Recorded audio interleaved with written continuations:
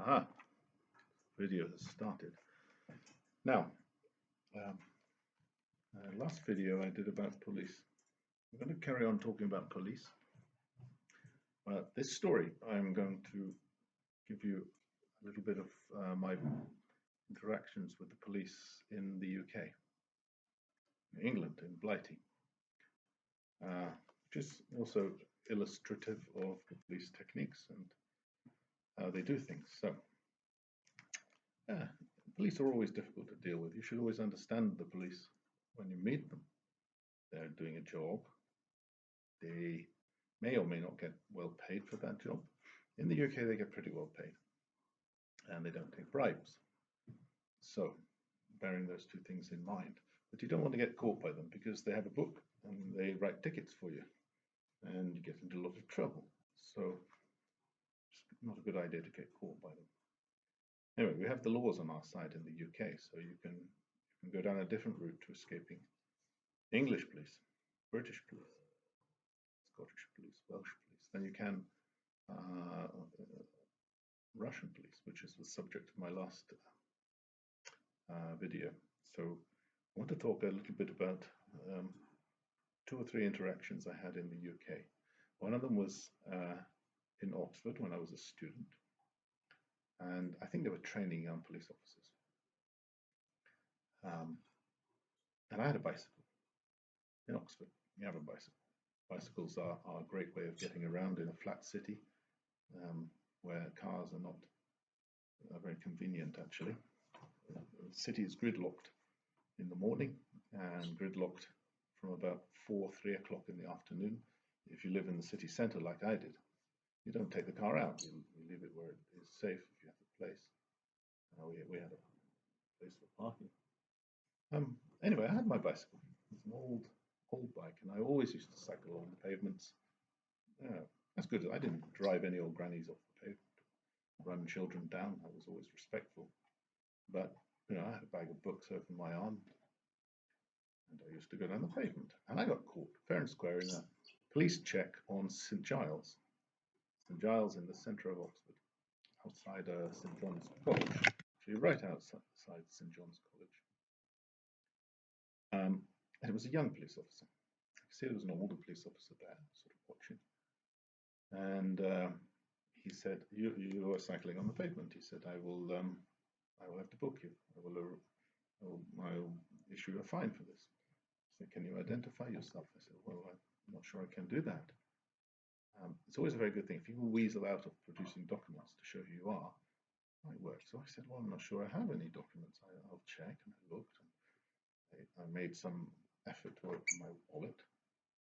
I actually had some ID in the wallet, but I decided to look and said, "No, I forgot it. In fact, I've just come out of the college over there." And I said to him, I said, "Look," I said, "it's fine." I said, "I understand this. Let me go back and collect my ID. I'll do that and bring it back to you." The policeman amazingly said, "Okay." So I walked off. As soon as I was 10 meters away, jumped on the bike and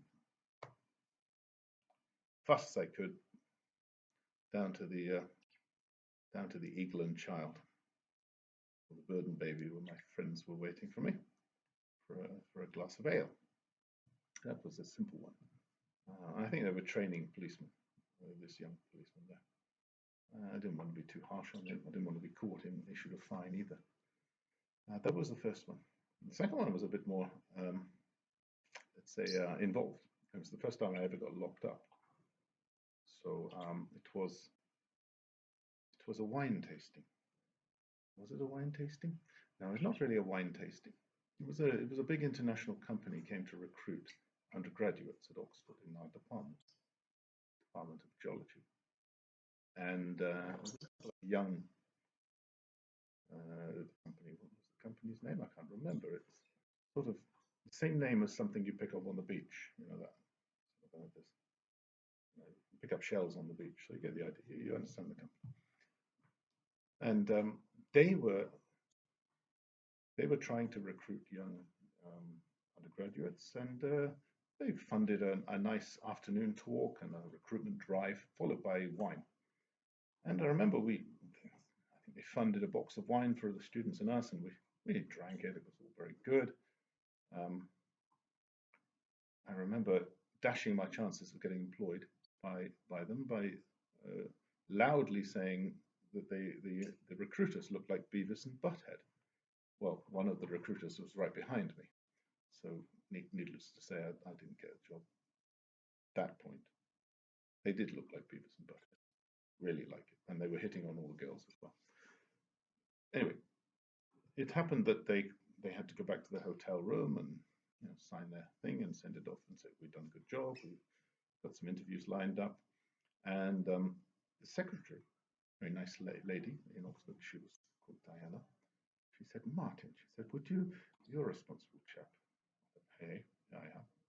She said, would you like to go and close up the windows and see when everything is done, make sure, put the wine away. There was 4 or 5 people still enjoying a glass of wine. The last one to leave. She said, I said, that Diana's fine. You go. I'll take care of it. I can close the windows. I can shut up the department, and I'll put the wine away safely. Ha ha. Well, I can't remember what happened to the rest of the wine. One of the bottles, half filled, went into my jacket.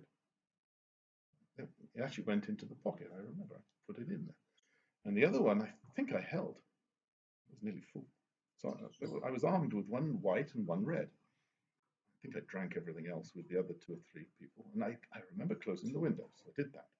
Closed the windows. Out onto the street I went, collected my bicycle. The rest of my friends had left.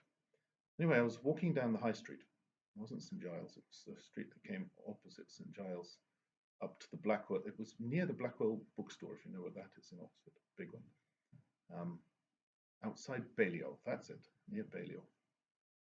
And there I saw my friend walking along.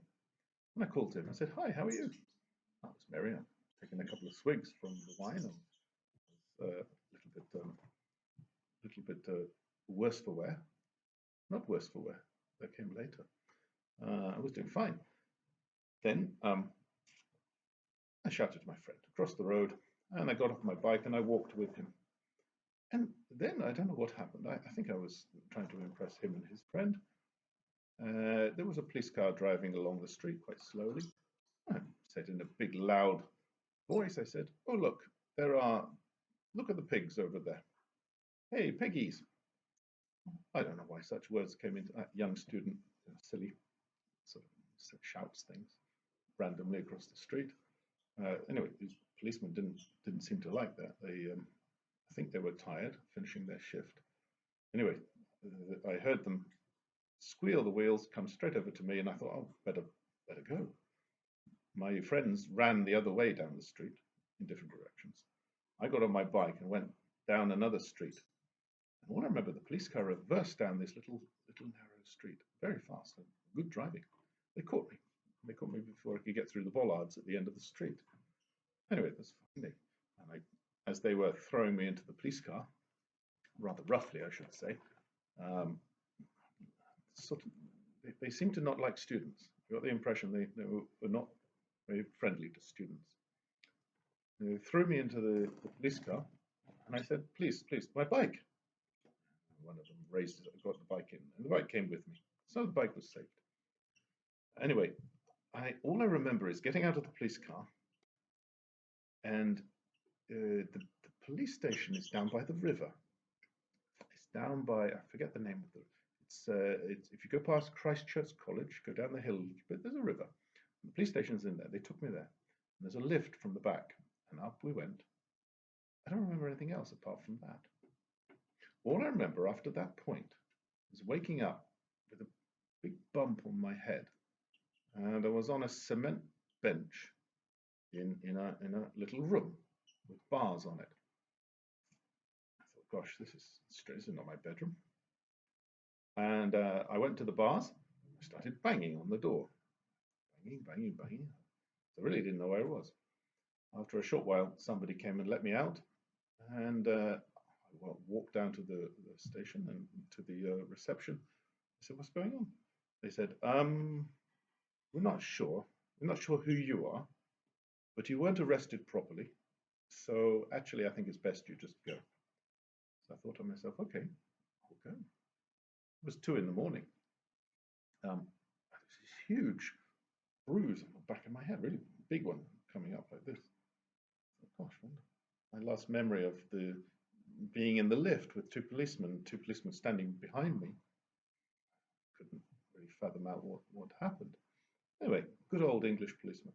They doing the right thing, doing their job properly. They don't want to be annoyed by students. So the moral of that story is don't annoy policemen.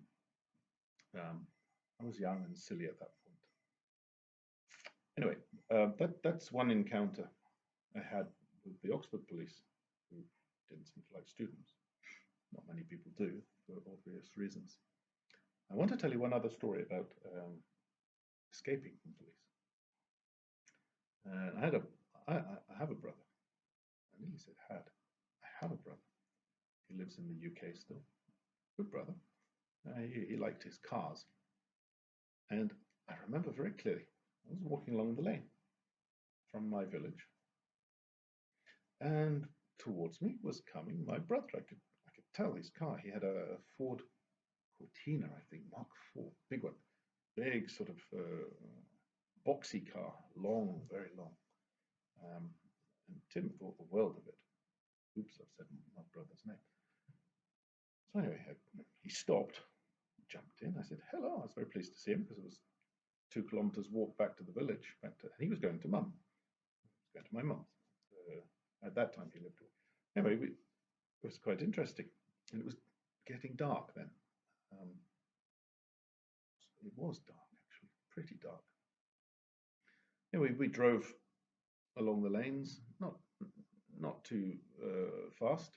And then I was asking Tim about the car. It was a new car. And he said, yeah, it's a fast car. I said, is it? I said, I don't need to be shown. And before I could protest, he was speeding through the lanes, demonstrating the speed of his Cortina.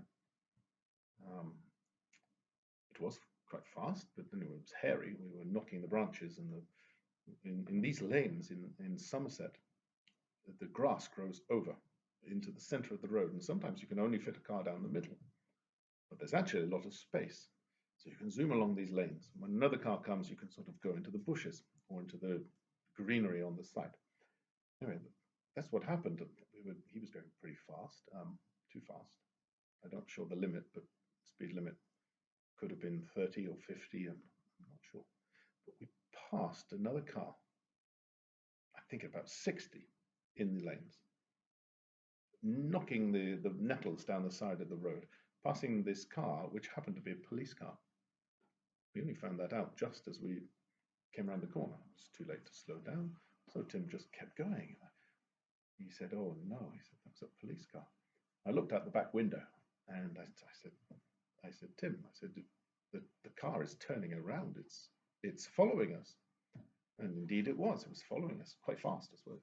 It nearly caught us up. Anyway, Tim went faster and faster, and I thought, this is not a good situation. I said, my brother has encountered the local constabulary, and they're chasing him. You know, by that time, it was really dark. We had to have the lights on. So, next kilometer, I think it's miles in the UK, next mile through these lanes, these very dark lanes, high sides. So the lanes are quite deep. They have greenery growing, and they go quite high. So they're fun to drive along, but not in the night. And the police were hot on our tail. They were not too close, but they were gaining on us. And I told my brother, I said, it seems to be getting closer. My brother tried to go faster. It's difficult. Anyway, then I said, okay, we have a lot of lanes let's try and lose them. We got into the village, and I said, take a left, take a right, go up the hill, take a left, now right. So these lanes divide. Car was still behind us. I could see the lights behind us. It was very close to us. And then I had a brainwave. I said to my brother, I said, slow down, slow down. He said, no, why? We got to go faster. I said, no, slow down. There's a crossroads coming up. I said, now slow down and turn your lights off. He said, what? Can't see where I'm going. I said, yeah, you can just about see. Look, if you listen to the sounds of the bushes brushing the car, you can make your way. You can just see a bit of moonlight reflecting off the road. And my brother carried on driving slowly. We got to the crossroads.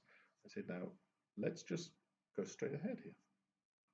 And then drive up to the top of the hill and stop and wait. So we did that.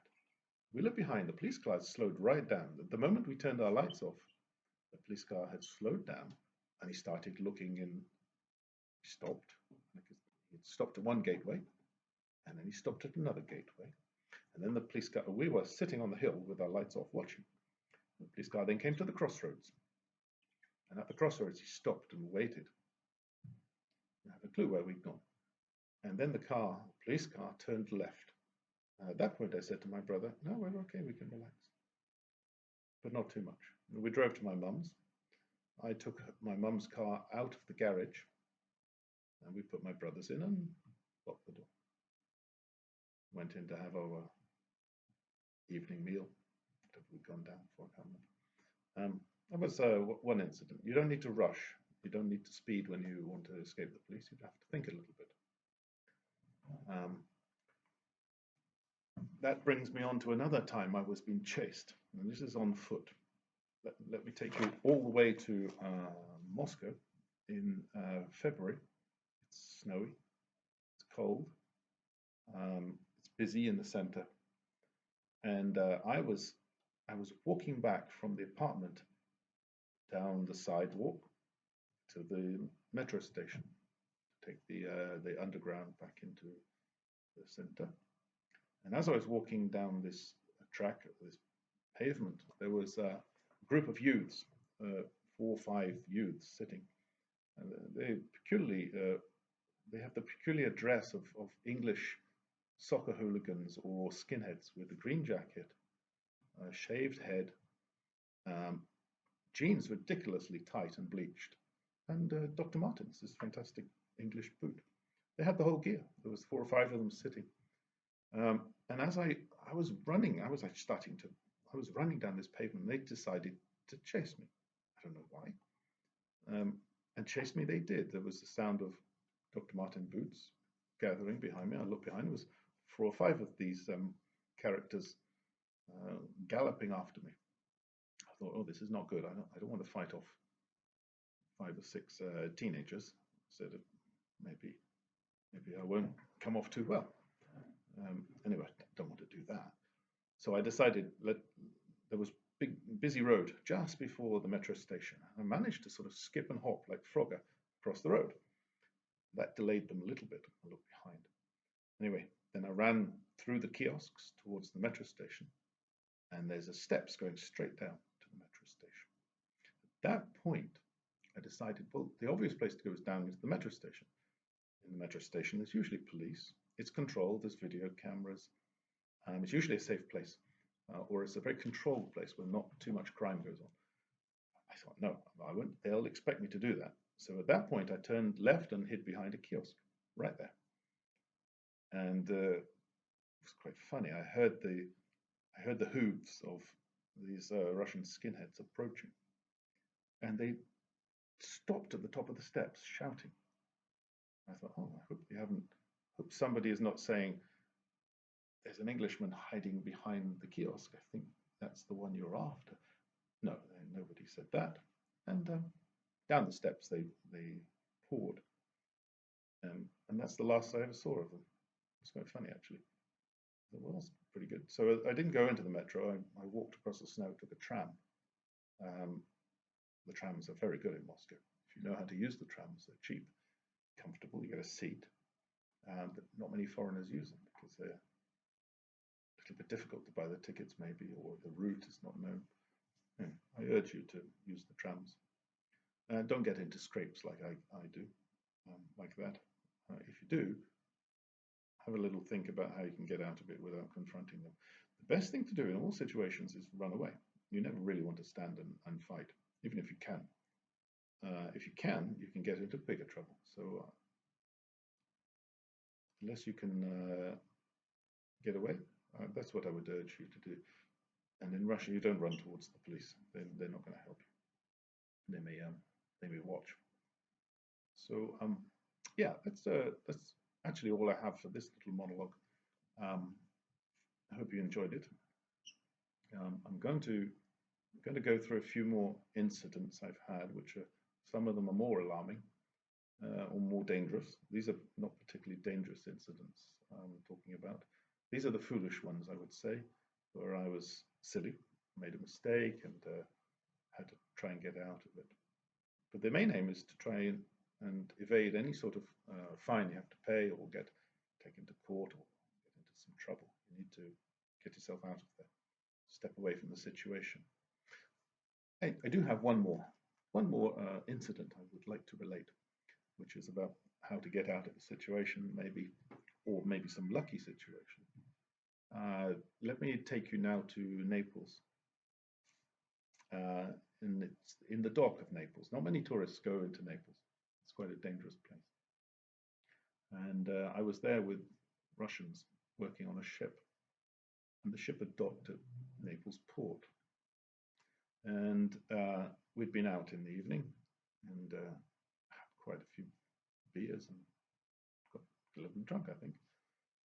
Anyway, we got back to the port. Now, we were told by the captain of the ship, you have to get back before midnight. If you don't, the port authorities will shut the gates. Shut they were. The gates were absolutely shut, and they're quite big as well, and several meters high. When you're a little bit drunk, you think that's no problem. We can get over them. So we decided to climb.